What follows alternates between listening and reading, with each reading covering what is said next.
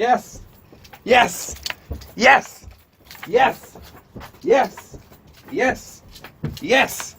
Yes! Yes! Yes! Yes! Yes! Yes! Why are you so grumpy?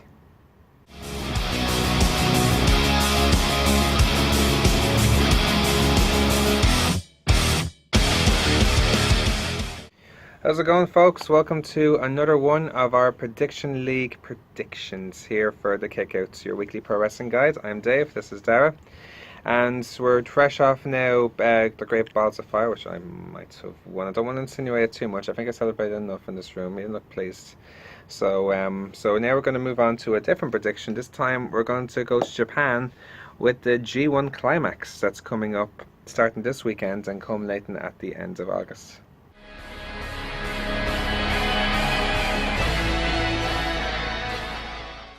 G1 Climax this coming month. We had the Best of Super Juniors, which was class, and now we have the G1 Climax moving into the heavyweights, starting this weekend. Yeah. Now, because there's so many events and there's so many matches, we're not going to go through each event. We're not going to go through each match because we'll be here forever. We haven't got the time or patience either. Exactly. For that, so what we're going to do is we are going to change it, and we are going to start in Block A. We are going to talk about we believe is going to win Block A, and then we're also going to give our top four, and we'll give how many points that they're going to end up on as well, I think, won't we? Yeah. So how we're going to do it? We're going to give 1 point then for each person we think, each correct prediction we have in the top four. Another point then for the amount of points that we think that person has. 2 points then for who we think will be the winner of that group, and then 4 points who we think will be the overall winner. Yeah. So a lot of points on the line here. A lot of points. So and we'll do the same for Block A and Block B. Okay. And we'll start with Block A. Block okay. A. So we'll just, as you see here, you see the names going through. So the likes of Naito, you got Tanahashi, there's Goto, Zack Sabre Jr. You've also got Ishii, and you've got obviously Makabe. So many names there. Dave, we're going to start off. Block A is going to be your block. Okay. Okay. So give me a little outline of who you think how is going to pan out, and then give me your top four and points of what they're going to end up on. Well, there's guys like for example, we know that Nagata, Yuji Nagata, is going to be his last G1 Climax, similar to how Zack Sabre Jr. This was his last Best of Super Juniors, and if that tells us anything... You mean Thunder Liger? Just not excuse me, Thunder Liger. So yeah, my apologies. Yeah. If that tells us anything, that you could think that maybe he wouldn't do so well. So as a result of that, I think he's going to finish around the bottom. You have big names or these big names in the indie scene like Zack Sabre Jr. and especially Kota Ibushi coming back. I feel they'll do well, but I'm not sure they'll be in the top four either. So so in that case, my top four would be the following. In fourth, I'm gonna have the Bullet Club's Bad Luck Fale. He's a big man, the smaller heavyweights. I just don't think will be a threat to him. Even someone like Zack Sabre Jr. or Ibushi, I think he'll just outdo him physical wise. So I think he'll have a good showing. I'll give him 12 points in fourth place. Third, I'm gonna have Tomohiro Ishii. You know, he has to be in contention regardless. He is. I honestly believe that in a few years' time he should break out into the heavyweight division and get a title shot. I think the reason he won't get that at the moment is obviously because of Chaos. He's in association with Chaos and Okada. I think because there's too many people ahead of him as well. Exactly. Well, even just if we go back to the United States title and their final match that he had with Kenny Omega. Fantastic match. Amazing match. He is capable. He is able to hit that next step. Yeah, he's more than capable. Yeah. He's been best brawler for awards for how many years in a row? He's been in contention for at the very least. So I think he's going to finish third. Also with 12 points, but I think the top two is going to be between Tetsuya Naito and Hiroshi Tanahashi, and I'm going to go with Naito to finish top of the group, but with the same amount of points as Tanahashi in second. So Tanahashi in seconds with 14, and Naito with 14 points in first. and he will get it. And apparently Naito and Tanahashi, that's going to be the last match in Group A. So that could be the decider then. And then the head-to-head records, even though they have equal amount of points, Naito will go through then as the Block A winner. Okay, so interesting. I kind of go with your standings as well and how it's going to pan out. I do think Nagata might get the one win like Justin Thunder Liger did as well. Likes of Goto and stuff and Ibushi, they're not going to make it into the top 4. I don't believe. I think they're going to have too many losses. Incredibly enough, my top 4 is actually the same as your top 4. Okay. So I have Bad Luck Fale in 4th. I have Ishii in 3rd. I have Tanahashi in 2nd, and then I have Naito winning the group. The only we differ in the points. Okay. Okay. So I have Bad Luck Fale actually only getting 8 points. 8 points. I think he's going to get 4 wins. Yeah. I think it's not going to be a lot of points to get into 4th. I think it's going to be a tie with him and Ibushi, but he would have beaten Ibushi to stay end up in 4th. Okay. Ishii, I believe, is going to get 10 points to finish in 3rd place. He'll have 5 wins. It'll be a good, strong showing for him. Tanahashi, I don't believe he's going to get the same points as Naito. I actually believe he's going to get 12 points, and I feel that Tanahashi and Naito will be on the same points going into the last match between them, which Naito will win to finish on 14 points to win Block A. Okay, so you think that last match is going to be an overall decider on points as opposed to head-to-heads? Yes, I think they'll already be on points. Okay. Now, let's move on to Block B. This B. is probably like in the best of the Super Juniors, they had one block better than the other. Block B is definitely, I think, has the bigger names than Block A has. Looking at the likes, obviously Kenny Omega, the IWGP heavyweight champion as well. Okada, you have Suzuki in there as well as Evil, Juice Robinson, Sonata. So many big names. Tama Tonga as well, also in the Bullet Club, which will make an interesting match between him and Kenny Omega when it comes along. Since you went first in the A block, I think I'll go first in the B block if that's okay. You go for it. Again, we'll start with our top 4, move up, and then I'll give the points as well. Okay, so I've gone definitely off the beaten track with this. It's something that I don't think you will ever see before, and I think it's perfect for this year's G1 as well. So starting first of all in 4th place is Michael Elgin. He's going to end up with 12 points. In 3rd place is Suzuki, also with 12 points. Now this is where it gets interesting. 2nd place, I have Okada. And 1st place, I have Kenny Omega. Okay. But I believe both will finish on 17 points. How will that work? I believe both of them will have 8 wins from 8 because they are in their last match together. Right. 8 wins from 8 they will have going into the last match. It's a 30-minute time limit. We've seen already that the guys have had an hour match.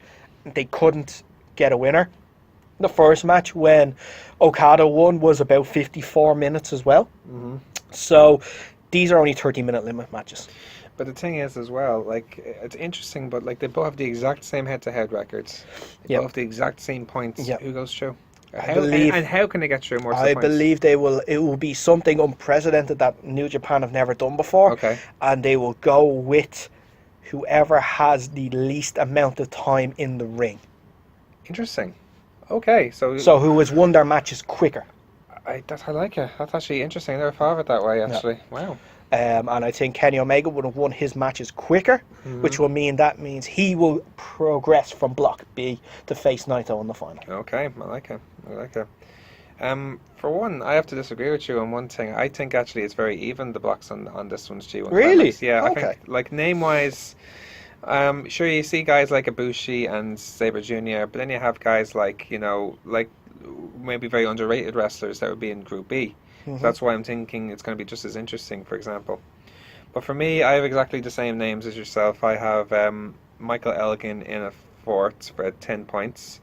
I feel he'll have a very good showing. Like, I'll explain the rest of them as well. I feel like Kojima and Toriano, like, as much as I love seeing, especially Toriano in the ring, I just feel, and he's had strong tournaments in the past. And 2 years ago he had like a 10-point tally, so you never know, he could easily be in contention, but I just don't see it this year. So I've got Michael Elgin with 10 points, Minoru Suzuki also on 10 points in 3rd. But unlike yourself, I'm not going to think that it's going to go like to that degree where it's going to be like a amount of time decided. And I feel that the match between Okada and Omega could be the decider for this whole thing. So they're going to lose some matches in the way. I can't see either of them going undefeated.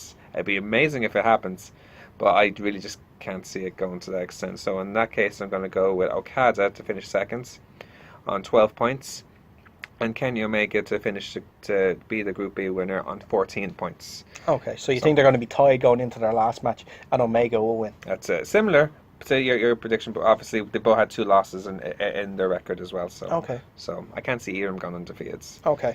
So, so then we have Naito against Omega in the final, and for both of us actually. We'll agree on that, yeah. Okay, so who do you believe is going to win the G1 Climax of 2017? As much as I'd like to see Kenny Omega win it and retain it again, I have a funny feeling about Tetsuya Naito. Like, you know, he isn't in the best of runs either. He recently lost his Intercontinental title. He's comes and goes, but I would just love to see him in the main event at Wrestle Kingdom. Okay. Like, I think it's his time for it now, from being honest. And there's a huge story about how he didn't get it a few years ago. So I think his time is now. So I'm going to go with Naito to beat Omega for the G1. Okay. I'm going with Kenny Omega. Okay. For the sole reason, I know he's already the US champion. But Omega and Okada, they're going to have a third match, obviously, in the group stage. Right. Like I said, I think it's going to be a draw. There's going to have to be another match, which I think is going to be a non-time limit match. And I feel it's destined to happen at Wrestle Kingdom. You think so, wouldn't you? To do that, Omega would have to win. That's why I think he is going to win. Also, if you look outside of the storyline itself, Omega signed a new contract in January for a 1-year deal. Okay. He did that because he wanted to win the heavyweight title. Okay. He hasn't done it yet. The next realistic opportunity is Wrestle Kingdom, unless he does it at a minor show, which I don't see happening for obviously with the matches that they've had so far. And the New Japan wouldn't allow to defend the title in the smaller show anyway. No. They only saved that for the big shows. For the big shows, exactly. Never you'd see like Okada defend the title in that degree. I believe that he is going to win the title at Wrestle Kingdom, which will then prompt him to sign another deal. So he has no choice if he's champion. Exactly. So that's why I believe he's going to win. That's why I believe it is best for him to win himself. And that's the way I see it playing out. I would like to see it, but just because he wants to be champion doesn't mean New Japan are going to make him champion either. So, but out of all competitors in the past year, he has been the one that's had the best matches. I agree. No, there's no doubt about that. And it wasn't just Okada. Obviously, the matches he's been having with Ishii as well has been fantastic. Yeah, exactly. And a great match I have no doubts that he's going to be having some great matches in this G1 as well. I say so. And if it is the final against Naito as well, like, that'd be amazing. It's fantastic. No matter. It was one of the best matches last year when they decided in their group as well. Exactly. So. But anyway, guys, that is our G1 Climax predictions. Keep an eye out on the tournament matches throughout the rest of the month. I think the final is around in August, actually. August 13th. August 13th, which will be the final. Then we will know exactly who won. I think we'll probably have a pay-per-view before then, Battlegrounds before that too. So that'll be our next video. It'll be just before Battleground. So we'll have a few more points before G1 finishes too. Okay. But anyway, guys, thanks for watching. Make sure to subscribe to the show's podcast on iTunes and various other podcasting platforms. I should say. Sorry, I almost lost that word. On the Kick Out Live. Also follow us on Facebook, facebook.com/the Kick Out Live. We're also on Twitter at the Kick Out. We are also we'll put all our details here. Us two are also on Twitter as well. Make sure you give us a follow too. At Dave Bandana for yourself, at and Mars Bars. at Mars Bar for myself. Also, guys, just make sure you subscribe to us on Facebook as well, where we will have these videos up just before every pay-per-view, and also we put up some highlights of the show too if you haven't subscribed yet. But anyway, guys, enjoy the G1, and we'll speak to you at Battleground.